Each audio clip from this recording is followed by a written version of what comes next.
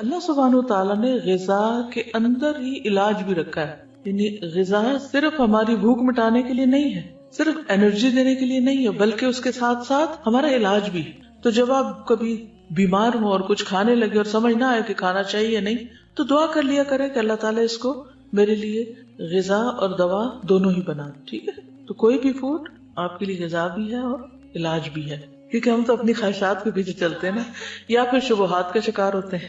ایسی باتیں بنی ہوئی ان کی کوئی حقیقت نہیں. پھر جب زندگی کا ایک وقت آتا ہے جب ہمارا جسم جو بہت زیادہ اس میں ٹاکسنز ہو جاتے ہیں، وہ غلط غذا کھا کھا کے جب وہ اپنے اثرات چھوڑنے لگتا ہے، تو پھر ہم کہتے ہیں اچھا چلو پرہیز ہی کر لیتے ہیں. تو پہلے سے اگر کر لیں تو زیادہ بہتر ہے. ٹھیک ہے، تو اگر میں آپ سب کو یہ ہوم ورک دے دوں کہ اپنا بلڈ گروپ جانیں اور اس علم کو مزید تھوڑا سا حاصل کریں، تو اٹس انٹرسٹنگ اور اس سے فائدہ ہوتا ہے. پہلی بات یا پہلا اصول کلیہ قاعدہ یہ ہے کہ صحت کو نقصان دینے والی غذا سے پرہیز کریں.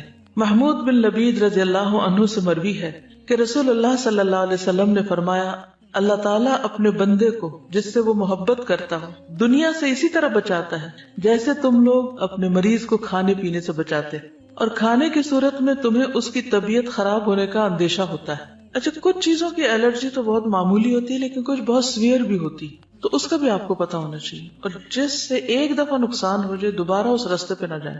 رسول اللہ صلی اللہ علیہ وسلم نے فرمایا، جب اللہ تعالیٰ کسی بندے سے محبت کرتے ہیں تو اسے دنیا سے اس طرح روکتے ہیں جس طرح تم میں سے کوئی اپنے مریض کو پانی سے روکتا ہے. بعض بیماریوں میں پانی پینا نقصان دہ ہوتا ہے، کسی کو معلوم ہے؟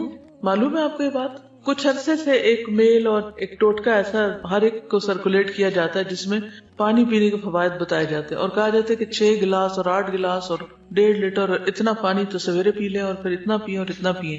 یہ نسخہ بھی سب کو سوٹ نہیں کرتا، کیونکہ کچھ بیماریوں میں زیادہ پانی پینا نقصان دہ ہے. کچھ ہے اندازہ آپ کو وہ کون سی بیماری ہو سکتی؟ کڈنی ریلیٹڈ، کیونکہ بعض لوگوں کی کڈنیز ویک ہوتی ہیں، پوری طرح فنکشن نہیں کرتی. جب آپ ایکسٹرا پانی پی جاتے ہیں تو ان کو کام کرنے میں دقت پیش آتی اور وہ نقصان دہ ہوتی. کچھ بیماری ایسی تھی جس میں صرف سپ سپ پانی دیا جاتا ہے. بعض اوقات مریض کو پانی دیا بھی نہیں جاتا، صرف ٹھنڈی برف کو لے کے اس کو کہا جاتا ہے کہ اپنے زبان پہ لگا لیں، کہ پانی نقصان دہ ہے اس کے لیے. یس، وہ کہتی ہے میری خالہ کو 24 گھنٹوں میں 1 کپ پانی پینے کی اجازت ہے.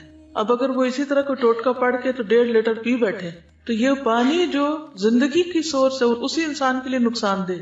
تو یہ ٹھیک ہے، یہ ایکسٹریم کیسز میں ہوتا ہے، لیکن ویسے بھی ہر چیز کے اندر اعتدال ضروری ہے. کچھ عرصے تک تو یہ تھراپیز آپ کو کام دیں گی، کچھ عرصے کے بعد پھر وہ آپ کے لیے الٹا مشکل کا سبب بنے گی. ایک اور چیز یہ ہے کہ جب پانی پیئے مثلا تو ایک دم انڈیلے نہیں، انڈیلنے سے پرہیز کریں. مسنون طریقہ کیا ہے؟ 3 سانس میں پینا، اور اس کو بھی جیسے گھونٹ گھونٹ پیتے ہیں، یعنی جیسے کھا کے پیتے ہیں اس طرح پیئیں. ٹھیک، ایک ہوتا ہم تیزی سے پی جاتے ہیں، تیزی سے نہیں پی، رائٹ، گھونٹ گھونٹ گھونٹ گھونٹ کر کے. یعنی یہ نہیں کہ آپ کے ہونٹوں سے حلق میں جا پڑے، ٹیپ کھل گیا اور وہ ڈائریکٹ وہاں جائے، یعنی کہ آپ کی زبان اور آپ کا منہ جو ہے اس کا مزہ چکھے. اس طرح پینا زیادہ فائدہ مند ہے. لیکن ہم لوگ ہر وقت جلدی میں ہوتے ہیں نا، ہم کہتے ہیں جلدی سے یہ کام کر لیں، جلدی سے وہ کر لیں، اور پھر بس کچھ اور کریں. تو ہے فرماتے ہیں کہ میں نبی صلی اللہ علیہ وسلم کی خدمت میں حاضر ہوا، آپ کے سامنے روٹی اور خشک کھجور تھی.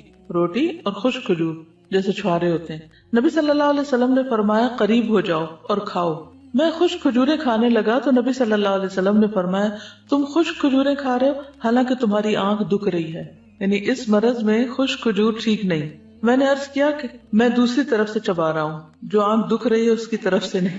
اس جواب پر رسول اللہ صلی اللہ علیہ وسلم مسکرا دیے. کھانے کے لیے ہم سب کوئی نہ کوئی ریزن تلاش کر لیتے ہیں. ٹھیک ہے، اس سے کیا پتا چلتا ہے؟ پرہیز کی بات سمجھ آتی ہے. بیماری میں خاص طور پر پرہیز، جو چیز نقصان دہ ہو وہ نہ استعمال کی جائے. نبی صلی اللہ علیہ وسلم کے پاس تو جو بھی علم تھا وہ وحی کے ذریعے تھا. ٹھیک ہے، تو اس لیے ان چیزوں کو تو ہم ایز اٹ از لے سکتے. پھر بلا وجہ کی دوائیوں سے پرہیز. کچھ لوگوں کو دوائیاں کھانے کا شوق ہوتا ہے، تسکین ہوتی ہے ان کو دوا کھا کے. اچھا، کچھ بچوں میں بھی یہ مزاج پایا جاتا ہے کہ بڑے شوق سے دوا کھاتے، جہاں کہیں کوئی دوا دیکھتے ہیں وہ کھانے کے لیے مانگتے ہیں، کیونکہ اب کئی طرح کے فلیور بھی شامل کر دیے گئے دواؤں میں. کوئی وہ سیرپ پی جائیں گے، کوئی گولیاں کھا جائیں گے. تو اکثر یہ مسئلے رہتے ہیں چھوٹے بچوں کے ساتھ. کچھ بچے ان کو بہت مشکل ہوتی ہے دوا پلانے میں، وہ نہیں پیتے. ان کے بھی مزاج فرق ہوتے ہیں. تو چھوٹی چھوٹی تکلیف میں فوراً دوا نہیں لینی چاہیے. پہلی چیز یہ ہے کہ غذا سے علاج کریں، پرہیز سے کام لیں، اور اگر نہیں علاج ہو رہا، نہیں تکلیف ٹھیک ہو رہی تو دوا لیں، اور وہ بھی ضرورت کی لیں، اور کثرت سے پرہیز کریں. جی. کیونکہ میں نے ایک ڈاکٹر سے پوچھا، انہوں نے مجھے کوئی دوا ریکمینڈ کی، تو میں نے کہا اس کے کوئی سائیڈ افیکٹس نہیں؟ وہ کہنے لگے ٹو بی ویری آنےسٹ، ہر دوا کے سائیڈ افیکٹس ہیں، یعنی کوئی اگر یہ کہے بھی نا کہ اس کے کوئی سائیڈ افیکٹس نہیں تو یہ ماننے کی بات نہیں، ہر دوا کے، کیونکہ دوا ہے نا، اور خصوصاً ہماری دوائیاں جو بنتی ہیں سب اسٹینڈرڈ بھی ہوتی ہیں، اور اس کے علاوہ جو کیمیکلز اس میں ہوتے ہیں اور جو پروسیسڈ ہوتی ہیں بہت زیادہ، ایک تو ہوتا نا کہ کوئی جڑی بوٹیاں ہیں یا کوئی غذا ہی سے ملتی جلتی دوائیں، اور ایک یہ ہے کہ ان کو اتنے پروسیسز سے گزارا جاتا ہے اور اس میں کلر شامل کر لیے جاتے ہیں کہ ان کے سائیڈ افیکٹس ہوتے ہی ہوتے ہیں، ٹھیک ہے؟ تو ہر دوا زہر ہے یا عنقریب زہر بن جائے گی، کیونکہ جب اس کی کثرت ہو جائے گی، زیادہ وہ آپ کے جسم میں اس کی کوانٹٹی ہو جائے گی تو وہ زہر بنی۔ جب دوا چھوڑے بھی تو سٹیپ بائی سٹیپ چھوڑے، ایک دم نہیں چھوڑے۔ حضرت عائشہ بیان کرتی ہیں کہ بعض اوقات رسول اللہ صلی اللہ علیہ وسلم کو کوکھ میں درد ہوتا اور بہت شدید ہو جاتا۔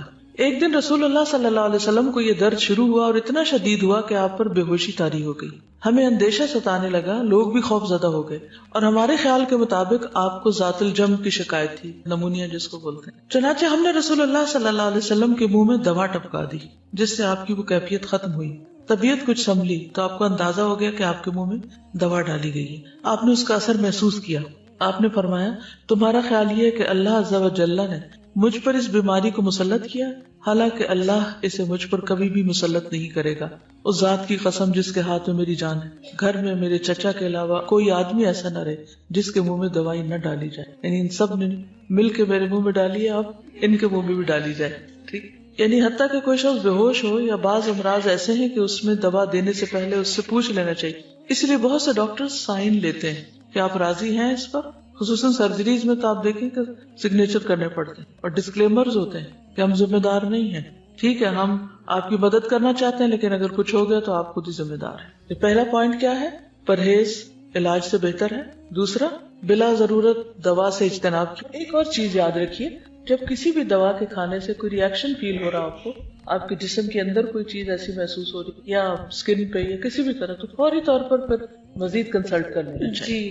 پھر موسموں کے اثرات کا خیال رکھنا چاہیے۔ سخت سردی اور سخت گرمی کے منفی اثرات سے بچنے کے لیے ہر ممکن احتیاط اور پرہیز، گھر، لباس، خوراک، تمام چیزیں موسم کے تقاضوں اور ضروریات کے مطابق ہوں۔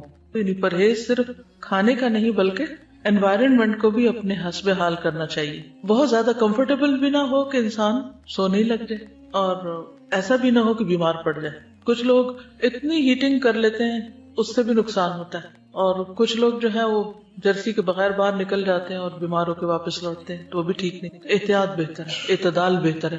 ہر شخص کو اپنے مزاج کو، اپنے جسم کو، اپنی ضروریات کو خود بھی سمجھنے کی کوشش کرنی چاہیے۔ اس میں بھیڑ چال نہیں کام دے گی کہ وہ یہ کر رہا ہے تو میں بھی، اس نے کچھ نہیں پہنا ہوا تو میں کیوں پہنتا ہوں۔ تو کسی کی نقالی مت کریں، اپنے مزاج اور اپنے بدن کو سمجھے کہ وہ کیا چاہتا ہے۔ اب اس میں آپ دیکھیے، جیسے موسموں کے اثرات کی بات کی نا، تو سردی سے بچیے جب سردی زیادہ ہو، گرمی سے بچیے جب گرمی زیادہ ہو۔ اسی طرح اگر بہار کے موسم میں آپ کو کسی خاص پودے سے الرجی ہے یا اور کوئی چیز سوٹ نہیں کرتی تو اس سے بھی بچنے کی ضرورت ہے۔ پھر وبائی اور متعدی امراض، متعدی کس کو کہتے ہیں؟ کنٹیجیس، جو دوسرے کو لگ جائے، جیسے فعل لازم اور فعل متعدی ہوتا ہے۔ متعدی کون سا ہوتا ہے؟ جو مفعول طلب کرتا ہے۔ تو اسی طرح متعدی بیماری وہ ہوتی ہے کہ جو ایک سے آگے دوسرے کو جا پہنچتی۔ امراض پھیلنے کے موسموں، خصوصاً برسات اور گرمی میں خصوصی حفاظتی تدابیر کرنا، مثلا پانی کے ذخائر صاف رکھنا، رہائشی علاقوں کے آس پاس مچھروں، مکھیوں اور دیگر کیڑے مکوڑوں کی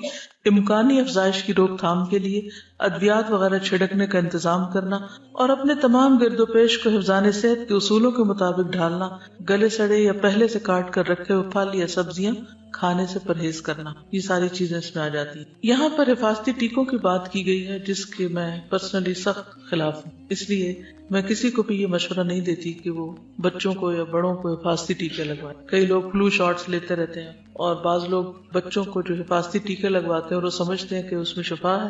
اگر آپ اس پر تھوڑی سی ریسرچ کریں تو آپ کو پتہ چل جائے گا کہ یہ بذات خود بچوں کے اندر کتنی ڈسیبلٹیز پیدا کر دیتے ہیں۔